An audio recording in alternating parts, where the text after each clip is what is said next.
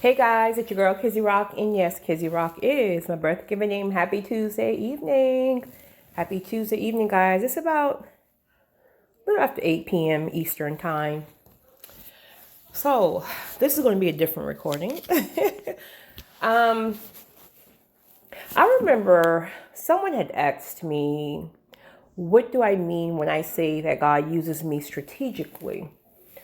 Well, strategically is strategically. Like my assignments can literally be something different every single day, but it's in very different strategic ways. Some days I have 0 assignments, and then there are other days where I have a lot of assignments, and then there's a day like today where it was just a very long, drawn out assignment. So I met this gentleman who was a homeless guy, right? And I'm going to attach our conversation. Of course, I didn't take a picture of his face or anything, but I'm going to attach our conversation in the description box of this recording, as well as I'm going to upload it as Homeless Guy Part 2, something to that effect. Anyway, so I was at a store. I was going to a store. This was maybe about 3 hours ago. And so it was this homeless guy who was, well, appeared to be homeless, who was sitting at the back of the store, but he was sitting like on a brick. And it was obvious that he was cold because it is cold outside. And so I drove past him, and I remember just feeling like I know I have to turn around. One, I want to turn around. And then 2, I felt spirit led to turn around, but I was at a light. I was tired. I was ready to go home. It was a long day at work. But again, I'm obedient. So I turned back around, and when I got back in the area, he just kind of waved. He didn't say anything. He just waved. And so I downed my window and I said, "Are you okay?" So he was like, "Yeah, I just need a ride to my home or to get my stuff or something."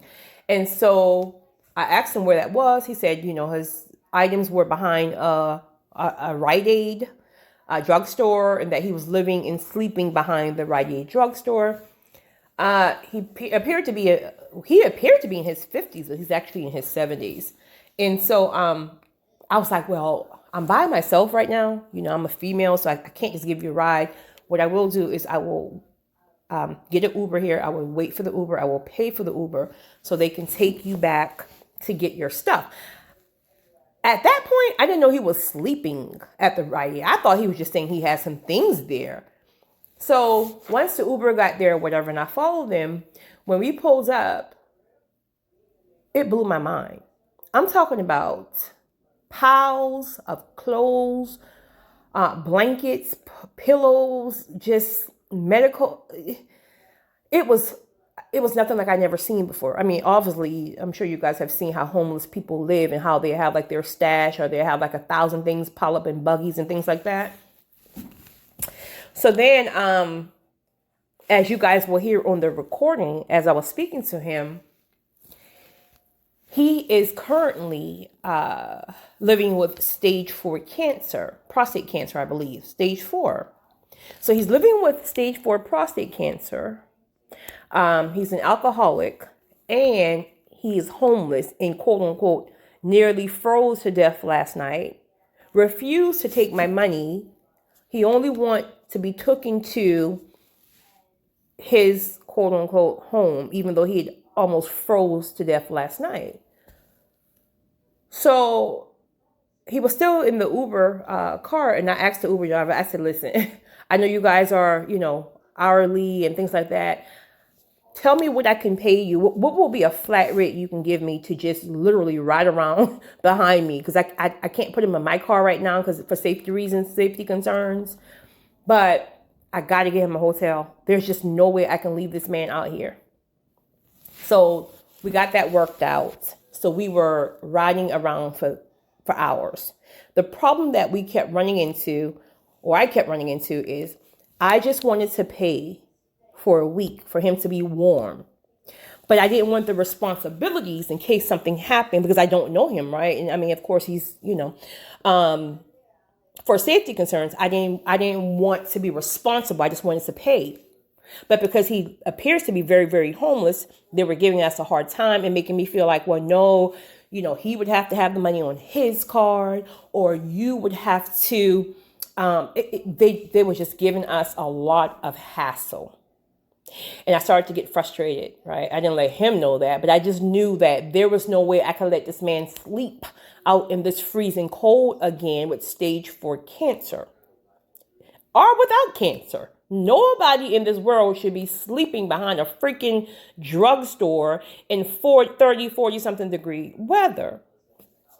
So after persuading him to let me pay for this room, because obviously like he's a manly man, and don't want to take my money. He don't want to, none of that stuff. Like he just wouldn't take. I had to get to the point where, like, listen, you gonna take this money, chill out, like for real, let me get this room. And so finally, after about 3 hours of riding around, I finally found a hotel where a young lady who God, put in a strategic place at a strategic time, who was really willing to work with me to allow me to pay for it, but put it in his name where that way he has to deal with any responsibilities if anything goes wrong in the hotel, etc. So we got that worked out. So right when I asked the Uber driver to walk with me, to walk the man to his room, and the Uber driver came with me, I wanted to check the room out, all that stuff. And he just kept saying, all I want to do is take a shower. So right before I was going to leave, he said, can I please just tell you something really quickly? I said, listen, I know where you at. I'm going to bring you some food in the morning, right? I'm going to make sure you're good. He said, but I just want to tell you, he said, I'm so grateful. He said, because most people would just give up when someone says, no, I don't want you to help me. He said, most people would just give up. He said, most people would even try to help anyway. And he said, I just want to thank you. And he's like, do you have a man? I said, listen. And this is another thing that I deal with a lot. Just not homeless men in general. Again, when you're helping people, you open people up because there's not a lot of people who will take the time out, right? So a lot of times with assignments, people think that they have an attraction to you, but it's really about them not really or having ever experienced someone truly seeing past their flaws, past their whatever they got going on. So anyway, I said, listen, well, no, God put you in my life. No. God did not place me in your life for you to be harassing my nerve about how beautiful I am. I promise you, I'm grateful. Thank you for that. Thank you for telling me how beautiful my spirit is. Thank you for all that. But while we're on this topic about why God has put us together, sit down on this bed, right? Mind you, I still got the Uber guy right at the door now. I'm no fool, right? Sit down on this bed so I can really tap into, by yourself, I'm over here, right? So I can really tap into why we met up. Because you're right, there is a reason, there is purpose, and it have nothing to do with me being your woman. First of all, you're 78, which is irrelevant. You got stage 4 cancer. Why are you even worrying about somebody being beautiful at having stage 4 cancer? At the end of the day, this is not about anything physical. I got to find out what this purpose is. I'm tired. So let's find out. So after digging in further, and you can hear in the recording that his wife had passed away, I think 3 years ago, of breast cancer. And that is why he was drinking himself. And that is why he was refusing hospice, because he was ready to go be with her, right? But he's really ready to go be with her, like for real. Like he don't want nobody to try to save him. He wants to go be with his wife. But what I also found out is that they have adult children. He said his wife, I've heard the name Larry Hoover. I think it might have been in one of Rick Ross songs. I think like he might be like this big gang. I don't know who it is, but I've heard of Larry Hoover. So it's Larry Hoover's sister who he married and who now has passed away. But they have adult children, and the children does not know he has stage 4 cancer. Like the doctors told him he has 90 days to live. That's what the doctors say. Like I told him, like, I'm not saying the doctors are wrong. All I'm saying is we're going to claim life, right? But then I having a hard time doing that if you want to go be with your wife so soon, right? But the daughters don't know, and he says that he do not want to tell his daughters. They have an idea that something's going on, but they don't know to what extent. He don't want to tell the daughters because he's seen how they suffered with the mother prior to her passing away of cancer. So he wanted to just go be with the Lord and just. So I asked him. I said, "Well, let me ask you this: are there any strings that have not been tied?" Right? Is there anything you need to say to them? Do you like? And he said, well, I'll be honest with you. He said, I'm gonna be honest. Like, I was a gangbanger, I wasn't the perfect dad. And I said, don't you think that would be such a beautiful moment to finally maybe just apologize to your girls? You got 4 girls. Apologize to your girls and just explain to them why you weren't involved in their lives and just kind of give them that closure because they may be dealing with father wounds, etc. And he said, you know what? Said, you're right. He said, but I'm a man in my pride. And I was like, listen, that's why I'm here, boo. That's why I'm here. That's the purpose. I said, so if you will allow me, yeah, I'm going to allow you. Dude, listen, hear me out, right? Either we can contact your daughters tomorrow through the phone, but you've expressed to me that you will have a very, very hard time even trying to conversate with them on that level. Or I can help you to write letters to them expressing everything, the past, present, and now.